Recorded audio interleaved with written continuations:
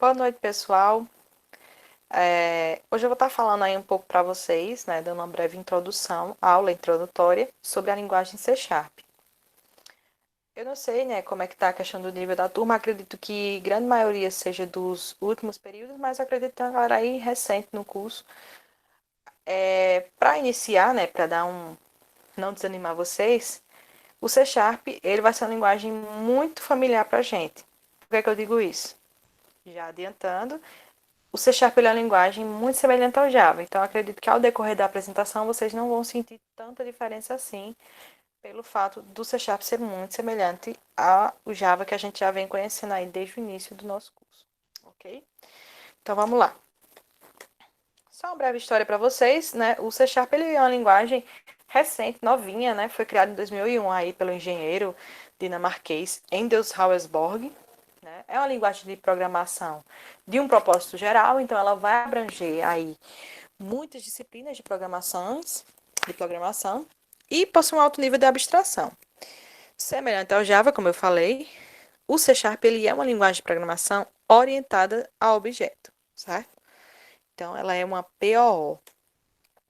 A vantagem de usar o C Sharp, né, é que por ter sido uma linguagem de programação fundamentalmente criada na Microsoft, então ela tem um bom desempenho, obviamente com o sistema operacional Windows, né, principalmente. Tem uma linguagem de programação bastante documentada. O que é que quer dizer isso? Se você for procurar em qualquer site, tiver uma dúvida, surgiu um problema, surgiu uma dúvida, ocorreu uma intercorrência aí na tua codificação, corre para o Google, corre para o site da Microsoft, que lá você vai encontrar o suporte necessário. Então, a vantagem é que quem programa em C Sharp não está sozinho, você vai ter o apoio aí da mamãe Microsoft. Vamos lá. Uma desvantagem, obviamente, né, pelo mesmo motivo anterior, é que pode ter sido criada pela Microsoft, então você tem que fazer a codificação através do sistema operacional Windows. Então, muita dessa galera aí programadora detesta o Windows ou o Windows, né? Como apelidado por alguns, prefere usar o Linux, um sistema operacional de código aberto. Então, isso aí pode ser um grande impasse. Obviamente, né, que o ecossistema da .NET, ele é composto por dois tipos de implementação. Então, não quer dizer que porque você usa o sistema operacional Windows que você só vai conseguir programar para o Windows. Não. O .NET, ele tem o Net Framework, né, que é feito implementações para Windows, e tem o Net Core, que é um framework livre, ou seja, um sucessor, né, do Net Framework, justamente para você conseguir programar para vários tipos de sistemas operacionais, incluindo o Linux e o macOS. Então, com o C Sharp você pode fazer para Android, para web, programar para desktop, você pode programar para não só para Windows, como você pode programar para o Mac e para o Linux também. Ok? Vamos lá. Então, os ambientes de desenvolvimento melhores, né, para utilizar os que eu busquei aqui, os mais conhecidinhos, é o Visual Studio, né? Você vai ter uma versão community aqui dele, essa daqui, ó, download gratuito. Você pode utilizar a versão gratuita também, basta você colocar lá seu e-mail institucional ou o seu Outlook. Então, pode usar a versão community. O bom do Visual Studio, não, a vantagem de usar o Visual Studio é que é tipo um NetBeans para o Java. Por exemplo, você pode criar o Windows Form, né? Formulários lá, os botõezinhos, tudo bem bonitinho. Tudo aqui pelo Visual Studio. Tem também o grande e conhecido VS Code, né? O Visual Studio Code. Você pode instalar o Visual Studio Code, eu já tenho o Visual Studio Code, então você só vai lá no site e procura na aba Extensions e você vai extensions. Enfim, você vai baixar a extensão do C Sharp, né? Então, você pode programar em C Sharp também pelo VS Code. Você tem essa opção de ter esses dois sistemas de desenvolvimento, ok? Vamos lá. E aí, você me pergunta, se eu tenho duas linguagens parecidas, por que programar em uma ou programar em outras? Eu uso C Sharp ou Java? Bem, a minha resposta, né, eu já percebi que essa é uma das dúvidas muito grande quando o pessoal vê um pouco sobre o C Sharp, é se deve programar no C Sharp ou em Java. Em algumas pesquisas que eu fiz, E até analisando aqui algumas empresas da nossa cidade, né, que residem em Campina Grande, o C Sharp hoje é uma linguagem muito mais comercial. Então, ao contrário do que a gente aprende na academia, né, na universidade, que o Java é uma linguagem super comercial, na verdade, hoje muitas empresas estão utilizando o C Sharp. A exemplo da empresa onde eu trabalho, né, lá a linguagem de programação carro-chefe é o C Sharp. Então, tudo vai depender muito aí de qual tipo de trabalho que você quer realizar. Então, eu não vou dizer para você que existe uma linguagem pior ou melhor, né? Até porque o C Sharp, como ele veio depois do Java, então ele trouxe consigo muitos recursos do Java. Então, tudo vai depender da ferramenta que mais vai se adequar para o seu uso, né? Algumas diferenças básicas é que, por exemplo, o C Sharp gera na compilação um executável, algumas DLLs, enquanto que o Java ele gera .class, não é mesmo? Então, o agrupamento de classes vai ser diferente. O C Sharp ele agrupa em namespace, o Java ele agrupa em packages. Então, dessa forma, o desempenho do C Sharp é relativamente melhor, tá? Mas aí vai depender tudo da, do trabalho que você deseja realizar, certo? Não estou aqui ninguém para converter a usar C Sharp. Porém, indico, né? Visto que em algumas pesquisas até você dá uma pesquisada online mesmo, você vai ver que os programadores que programam em C Sharp recebem um pouco melhor do que os programadores de Java.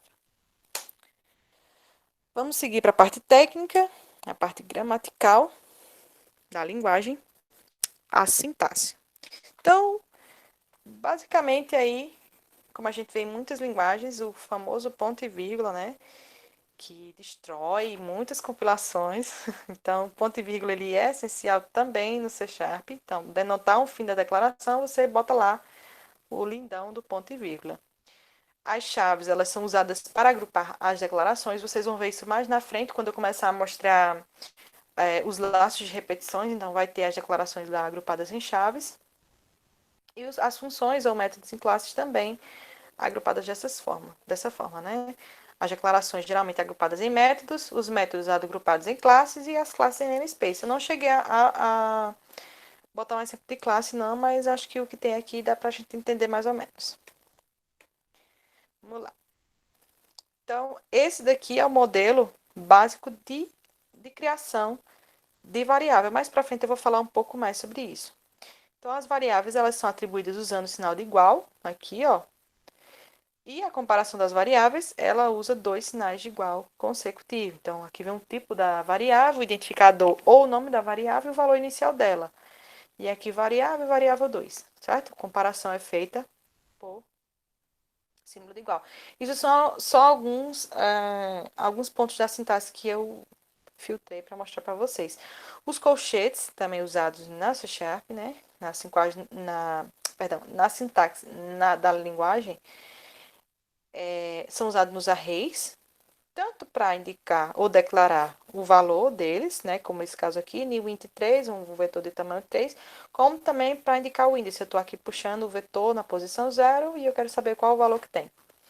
E é uma linguagem essencialmente imperativa. E aí, o que quer dizer uma linguagem essencialmente imperativa?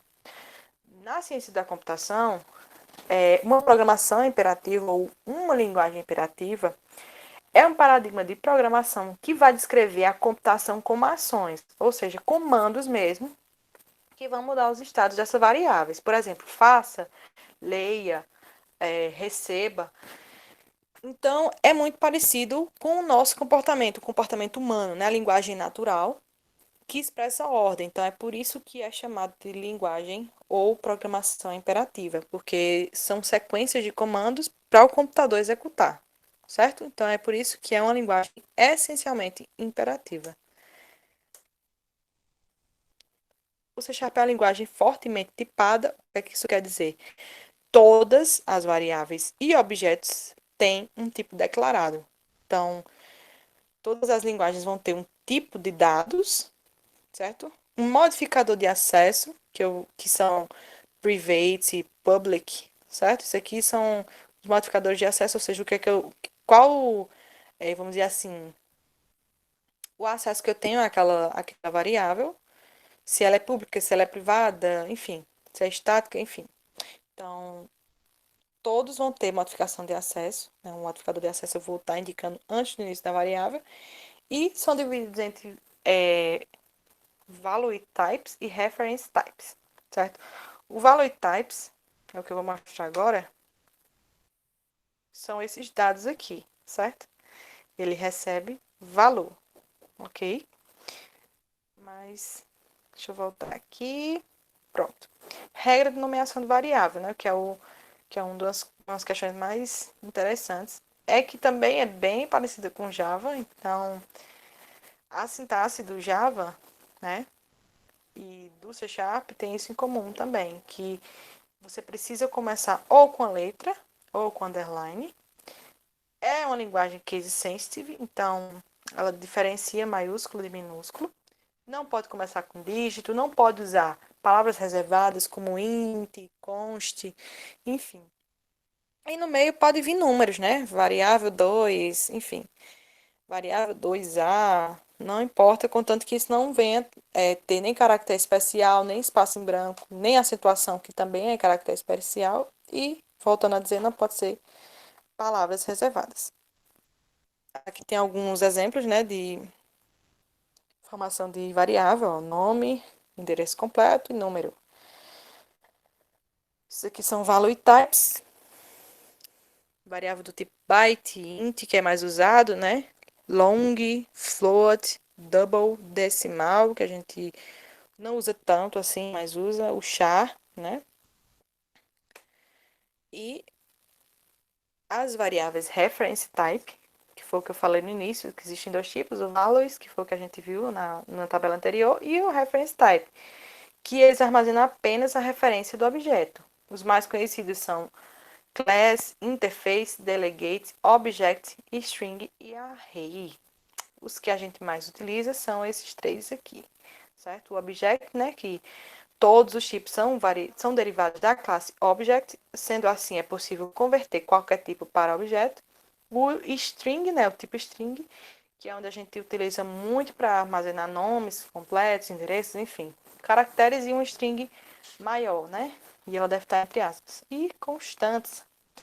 Aqui no constante você vai colocar que é uma constante, declarar o tipo da constante, o nome e o valor inicial dela. Então, esses aqui são os modificadores de acesso que eu tinha falado no início. Então, todas as variáveis elas vão ter modificadores de acesso. Se ela vai ser pública, onde o acesso não é restrito, protected internal e private. Os mais utilizados são public e private, certo? Laços de repetição. Os laços de repetição são aquelas estruturas que a gente já viu, tanto no início lá no Pascalzinho, no algoritmo. Então, a maioria dos laços de repetição, eles seguem um padrão, né? Nesse caso aqui, nós temos os laços de repetição, o while. Nesse caso aqui, o resultado dele vai ser do 0 até o 4, né? Que ele vai repetir dessa estrutura aqui até que chegue no 5. O for, que também vai do 0 até o 5, com um contador aqui, o i, mais, e vai imprimir na tela também o resultado semelhante ao anterior, 0, 1, 2, 3 e 4. Então, ele vai repetir do 0 até o 5. O do while, qual a diferença do while? No while, eu vou ter ali, o laço vai se repetir até o final da minha contagem. Aliás, até o número indicado, por exemplo, então o i menor do que 5. Então, ele vai repetir até chegar em 5. No do while, o código que está dentro desse laço aqui, ele se repete pelo menos uma vez, né? Porque a verificação da condição é feita aqui no final. O while ele pode não acontecer, porque a verificação da condição é feita no início. Aqui, bem aqui. Então, a condição está aqui, ela é verificada. Se for menor do que 5, ela inicia. Se não fosse menor do que 5, se, por exemplo, aqui fosse 6, essa repetição aqui não iria acontecer. O for each não é muito utilizado, não é muito conhecido, mas ele é usado para iterar através de uma coleção como um array list. Então, aqui nesse caso, a saída, né, que a saída aqui do que vai ser impressa vai ser Joyce, em seguida a Cioli. Certo? Então, ele vai interar, ele vai juntar, concatenar, vamos dizer assim. Operadores condicionais e controles de fluxos em laço. Esse tema aí eu dividi para não ficar muito grande. Na verdade, fazem parte dos laços de repetição, mas eu dividi. Então, operadores condicionais aqui, começando por if else, né? Que é um operador usado para testar as condições lógicas, certo? E executar a porção de código baseada na condição. O que é que vai acontecer?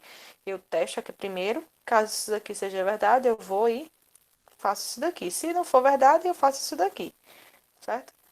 Então, se esse nome aqui for igual a U, então eu vou dizer aqui, você está no bloco if. Se não for, eu vou dizer que eu estou no bloco else. Essa resposta aí vai dar, como o meu nome, o nome Joyce não é igual a Hugo, então vai dar que eu estou no bloco else, eu estou no se não. O break, né, que é muito utilizado para sair dos laços, por exemplo, nos laços while, for, switch, por exemplo. Então, no exemplo aqui do lado, né, quando o nome for igual a Micaela, então o laço vai ser encerrado. Então, ele vai pegar essa quantidade de nomes aqui e quando chegar em Micaela, ele vai simplesmente parar, né? Quebrar, entre aspas, a linha de código.